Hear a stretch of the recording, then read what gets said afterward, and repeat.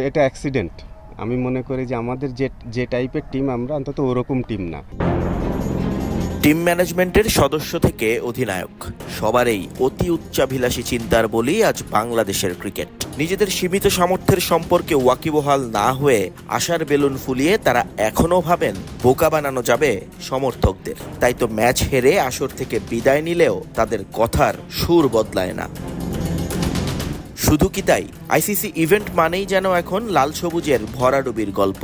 অন্তত সাম্প্রতিক পারফরমেন্স তাই বলছে। এখান থেকে মুক্তি পেতে দৃশ্যমান কোনো কাজ দেখা যায় না বোর্ডের পক্ষ থেকে। তারা শুধু টুর্নামেন্টের আগে ক্লোজ ডোর অনুশীলন করেই জানিয়ে দেন সব ঠিকঠাক, আর আসর থেকে বিদায় নেয়ার সময় বলে যান আগামীতে আর উন্নতি করতে হবে, যা হয় না কোনো কালেও।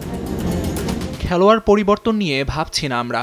আমার মনে হয় চিন্তা ভাবনায় কিভাবে পরিবর্তন আনা যায় সেটা নিয়ে ভাবতে হবে আমাদের। দলের জন্য কিভাবে অবদান রাখতে পারি সেই অনুযায়ী দায়িত্বশীল ব্যাটিং করতে হবে। অনেক বেশি পরিবর্তন করলে ওই ব্যাটসম্যানদের জন্য মানিয়ে নেওয়া কষ্টের। আমাদের যে ক্রিকেটার আছে তাদেরই সুযোগ দিয়ে পরিবর্তনটা আনতে হবে এবং দায়িত্ব নিতে হবে। আমার মনে হয় আমরা খুব হালকাভাবে নিচ্ছি, আর একটু গুরুত্বের সঙ্গে খেলা উচিত।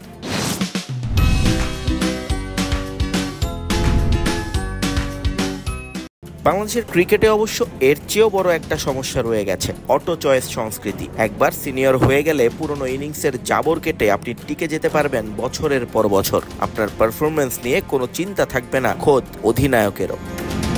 এই টিমে কেউ অটো চয়েস না। সৌম্য টপ অর্ডারে খেলে, রিয়াদ ভাই লোয়ার মিডল অর্ডারে। সৌম্য যদি খেলতো তাহলে ব্যাটিং অর্ডারটা অনেক বেশি পরিবর্তন করতে হতো। রিয়াদ ভাইয়ের খেলাটা প্রয়োজন ছিল। শেষ 4-5 ইনিংস যদি দেখেন, রিয়াদ ভাই খুবই ভালো ব্যাটিং করেছে। মুশফিক ভাইয়ের 4-5 ইনিংস নিয়ে চিন্তিত ছিলাম না। কিপিংটা অনেক গুরুত্বপূর্ণ ছিল। আগে আমরা দেখেছি উনি কিভাবে দলের জন্য অবদান রেখেছে। শেষ 3 ইনিংসে হয়নি, হতে পারে হয়তো পরের ম্যাচে উনি কামব্যাক করবে। বাড়ি যাবার আগে আবারও একটা আশার কথা শুনিয়ে গেছেন শান্ত। বলেছেন জিততে নাকি চান পাকিস্তানের বিপক্ষে। নিয়ন মোহাইমেন, সময় সংবাদ, রাওয়ালপিন্ডি, পাকিস্তান।